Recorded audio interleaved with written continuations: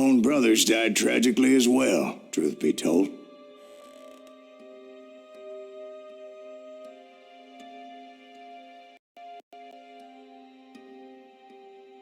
It was 1868, and me and my older brothers were pulling a tidy profit running cattle into Juarez, Mexico. One night after my brothers retired for the evening, I found a little poker game in a cantina with a couple of cowboys. And I just couldn't lose. I even won an old Spanish coin that had to be 100 years old. Well, I was mighty pleased with myself the next morning as my brothers and I rode for Texas. But before we crossed the border, those cowboys caught up with us. It was Johnny Ringo, Roscoe Bob Bryant, and another asshole named Jim. They wanted their money back and everything else we had, including our lives, as those boys didn't want us coming for them later. Bob put that old Spanish coin in my mouth and said, "I won't have it said that I left you with nothing, boy." Well, those horses bolted, and there we hung as those bastards rode away. The branch finally snapped under the weight of the three of us, but being my older brothers were bigger and heavier, they were already dead. And right then I swore to myself that I would avenge them. Ringo you know about. But Bob eluded me, until I heard he was riding with the Wild Bunch.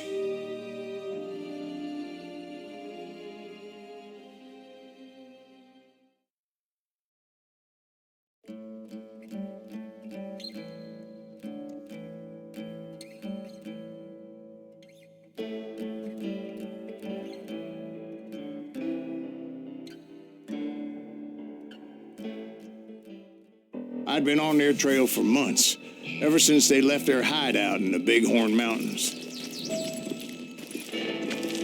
Led by Butch Cassidy, they were a loose association of outlaws who robbed banks and trains from Colorado to Montana. Among them was the Sundance Kid, and that murderous hombre I was tracking, Roscoe Bob Bryant. Were you a part of that giant Pinkerton posse after the Wild Bunch? No, boy. A circus like that would have slowed me down. Besides, I wanted Bryant all to myself. I'd heard about a large shipment of gold being transported to Wilcox, Wyoming on the Overland Flyer. I figured the Wild Bunch would likely hit such a treasure, and by God, I figured right.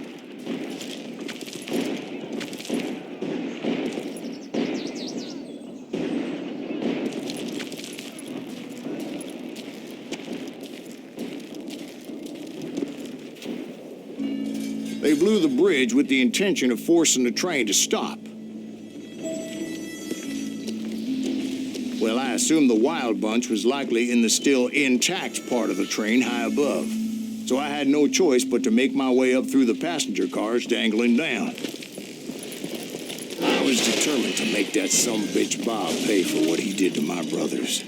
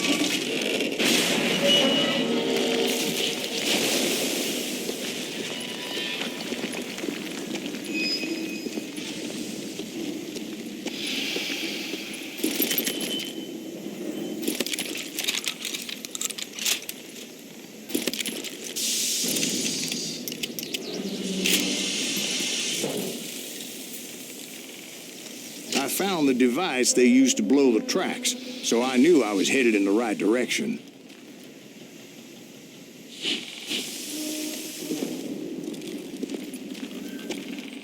My ears are still ringing from blowing up that bridge.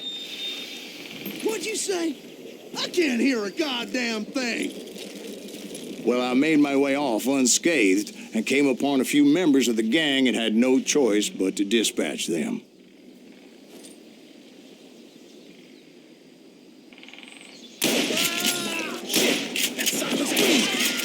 From there, I had to negotiate an even more precarious route. You can run, but you can't hide.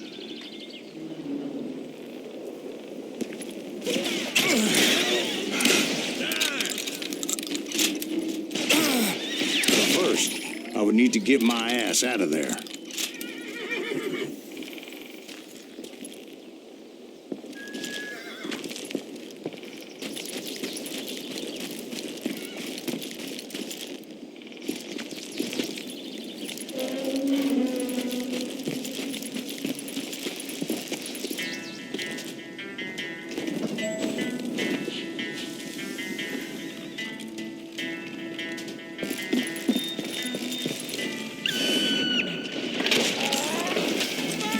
Jumped from the frying pan into the fire as the train was clearly fixing to fall. Get out here! I found the gang, but in order to find old Bob, I needed to fight my way forward past a whole passel of desperados.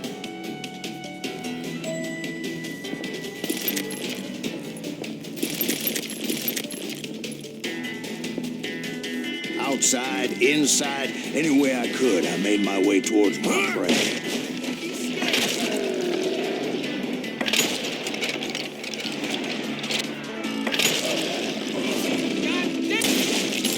Well, what about the passengers? It was mostly a freight train, as I recall. There were no passengers aboard that day.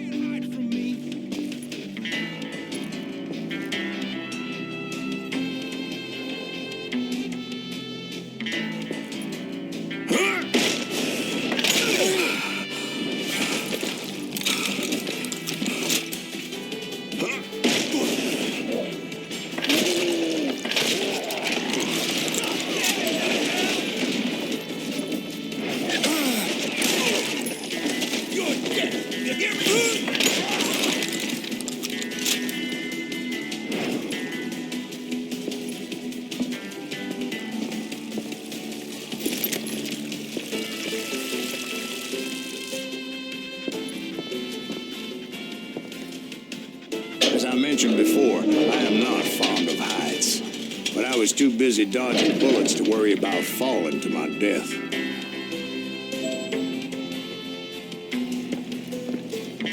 Odds were I was likely to die that day anyway, so I was determined to take down as many of those bastards as I could.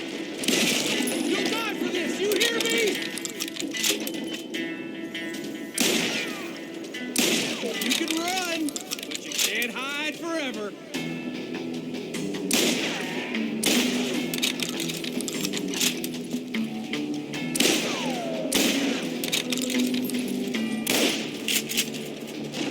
You just met your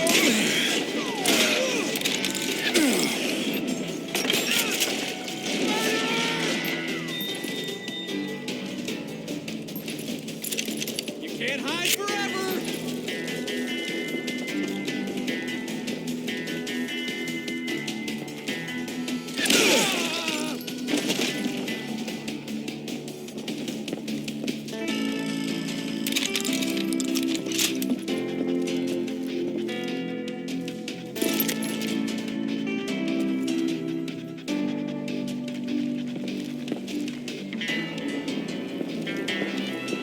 You ain't seen the likes of me. Just like this me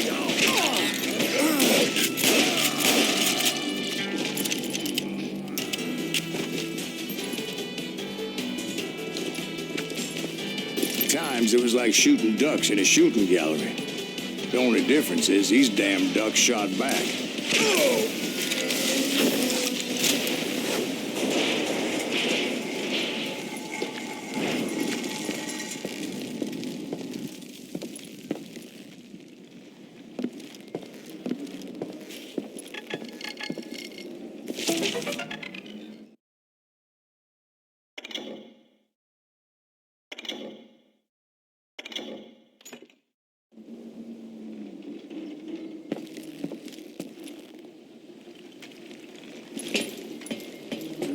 I kept hoping the law would show up and give me a hand. You mean like that giant Pinkerton posse that I read about?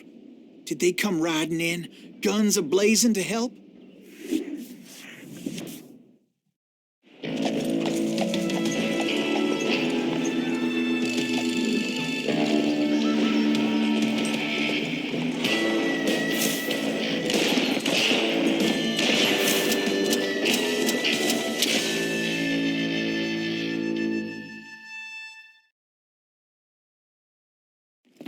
Help? From the Pinkertons? No, son.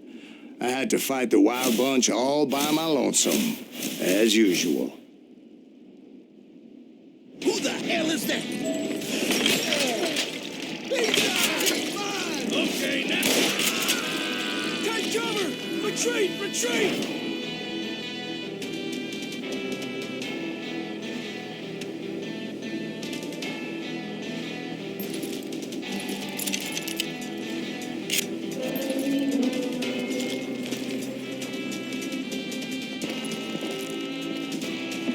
He's killing everybody! Ready to make He'll kill us all! Run!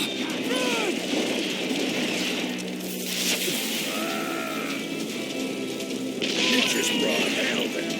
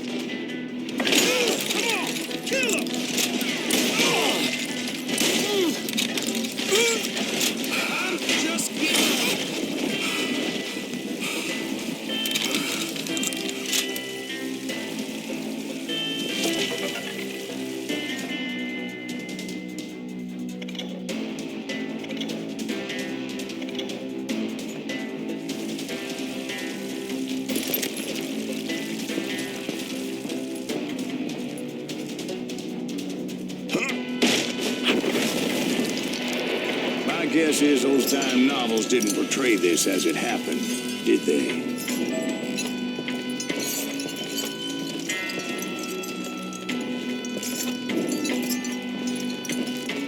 Only a few stragglers were left. I had to cut them down pronto if I was going to stay on old Bob's trail.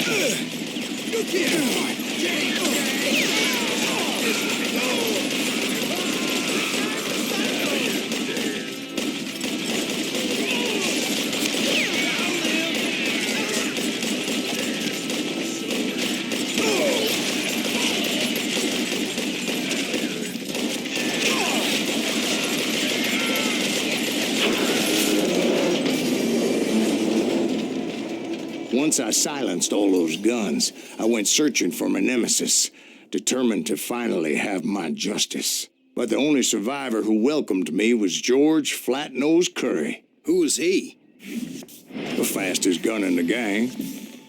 Right after Sundance, I mean. And Kid Curry, and maybe Elsie Lay. Though some folks might dispute that.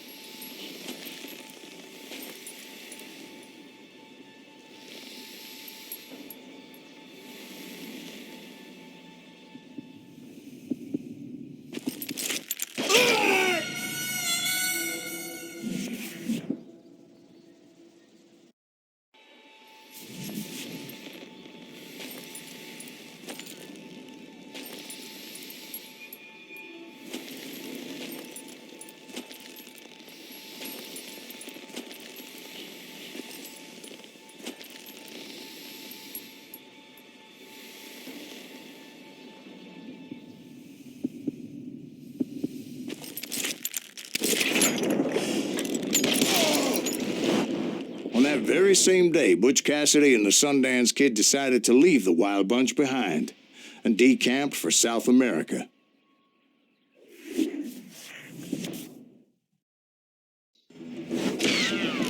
They ended up living down there for many years, but I'm sure you already know all about that.